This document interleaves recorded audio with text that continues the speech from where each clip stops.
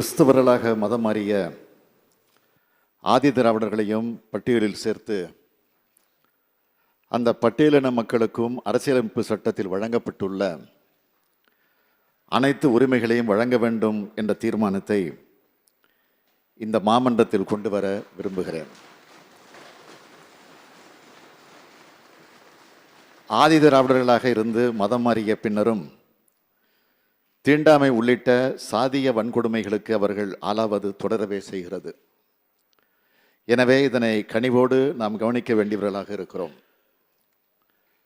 நமது நாட்டின் அரசியல் சட்டப்படி இந்து, சீக்கியர், பௌத்த மதத்தை தவிர்த்து பிற மதங்களைச் சார்ந்த யாரும் பட்டியலின வகுப்பை சேர்ந்தவராக கருத முடியாது.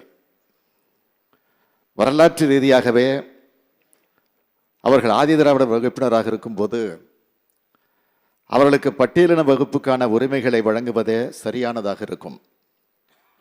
அதன் மூலமாகத்தான் அவர்களுக்கு கல்வி, வேலைவாய்ப்பு ஆகியவை கிடைக்கும். அதன் மூலமாக சமூகத்தில் அவர்களுக்கான உயர்வும் மேம்பாடும் கிடைக்கும். மதம் மாறிவிட்டார்கள் என்பதற்காக சமூக ரீதியாக அவர்களுக்கு தரப்பட்டு வந்த அதே சமூகத்தைச் சேர்ந்த மற்றவர்கள் அனுபவித்து வரும் உரிமைகளை இவர்களுக்கு தர மறுப்பது சரியல்ல என்பதுதான் நமது நிலைப்பாடு.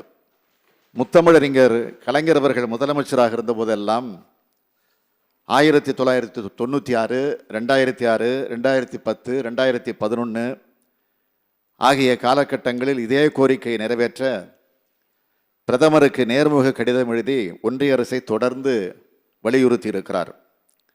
இதே பேரவையில் ஒன்றிய அரசிடம் இந்த கோரிக்கை வலியுறுத்தப்படும் என்று 6/1/2011 ஆளுநர் உரையில் தமிழ்நாடு அரசின் சார்பில் அறிவிக்கப்பட்டுள்ளது. திராவிட முன்னேற்ற கழக சார்பில் கடந்த சட்டமன்ற தேர்தலில் வெளியிட்ட தேர்தல் அறிக்கையிலும் இதனை வலியுறுத்தி இருந்தோம். ஆதி திராவிட வகுப்பை சார்ந்தவர்கள் மதம் மாறும்போது தானாக ஆதி திராவிட வகுப்பிலிருந்து வெளியேறி விடுகிறார் என்றும், மதம் மாறிய பின்னும் அவர்களுக்கு ஆதி திராவிட வகுப்பை சேர்ந்தவர் என்று சாதி சான்றிதழ் இருந்தால் அது செல்லாது என்றும், மதம் மாறியவர்களுக்கு ஆதி திராவிட வகுப்பு சான்றிதழ் வழங்கப்பட்டால் அது போலி சான்றிதழ் என்றும் தேசிய ஆதி திராவிட ஆணைய துணைத் தலைவர் கடந்த ஆண்டு சொல்லியிருந்தார். அப்பொழுது பல்வேறு வேல்முருகன் அவர்கள், மாண்புமிகு பேரவைத் தலைவர் அவர்களே, ஆதி திராவிட கிறிஸ்தவர்களை அவர்கள் மதம் மாறினார் என்பதற்காக அவர்களுக்கு கிடைக்க வேண்டிய நியாயமான சமூக நீதி மறுக்கப்பட்டு வருகின்ற இந்த சூழலில், அந்த சமூக நீதி இந்த மண்ணில் எவருக்கு மறுக்கப்பட்டாலும் அந்த சமூக நீதியை பெற்றுத் தருவதே திராவிட முன்னேற்ற கழக ஆட்சியின் தலையாத பணி என்கிற உயரிய நோக்கத்தோடு மாண்புமிகு தமிழ்நாடு முதலமைச்சர் அண்ணன் தளபதி அவர்கள் கொண்டு வந்திருக்கின்ற இந்த வரலாற்று சிறப்புமிக்க அரசினர் தீர்மானத்தை தமிழக வாழ்வுரிமை கட்சியின் சார்பாக வரவேற்று அமர்கிறேன். மாண்புமிகு உறுப்பினர் ஈஸ்வரன். மாண்புமிகு பேரவைத் தலைவர் அவர்களே, மாண்புமிகு முதலமைச்சர் அவர்கள் எடுத்திருக்கின்ற இது போன்ற அந்த முயற்சிகளுக்கு என்னுடைய பாராட்டுக்களை தெரிவித்துக் கொள்ளுகின்றேன். மாண்புமிகு உறுப்பினர் முனைவர் MH ஜவாஹிர்லால்.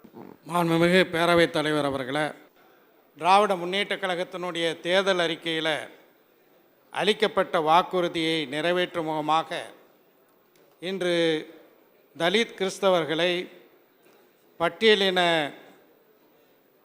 சாதியில் பட்டியலினத்தில் சேர்க்க வேண்டும் என்ற இந்த தீர்மானத்தை மனிதநேய மக்கள் கட்சியின் சார்பாக மனமாற வரவேற்கின்றேன். டாக்டர் தி. சதன் திருமலைக்குமார்.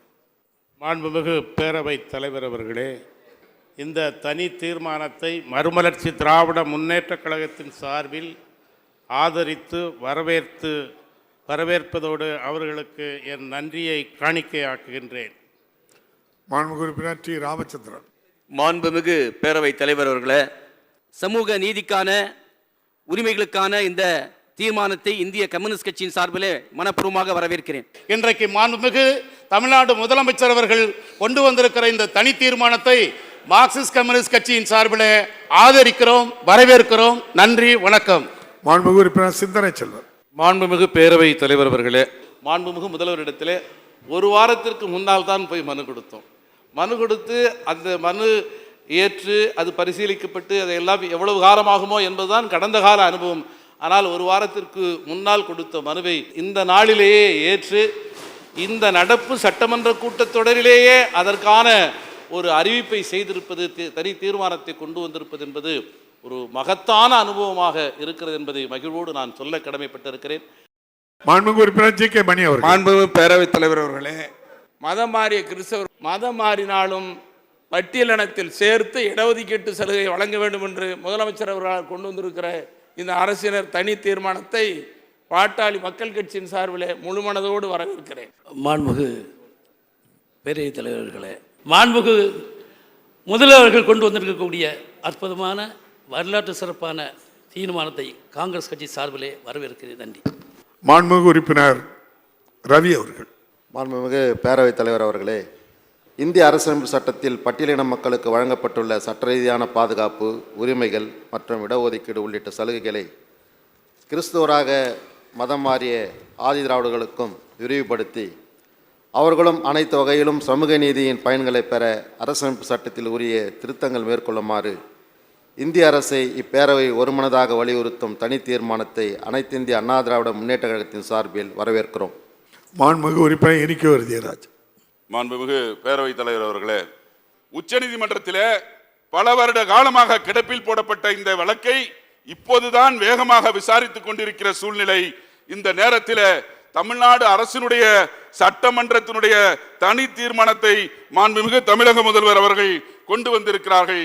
இந்த தீர்மானம் உச்சநீதிமன்றத்தினுடைய உள்ள வழக்கிற்கு பேரு உதவியாக இருக்கும்.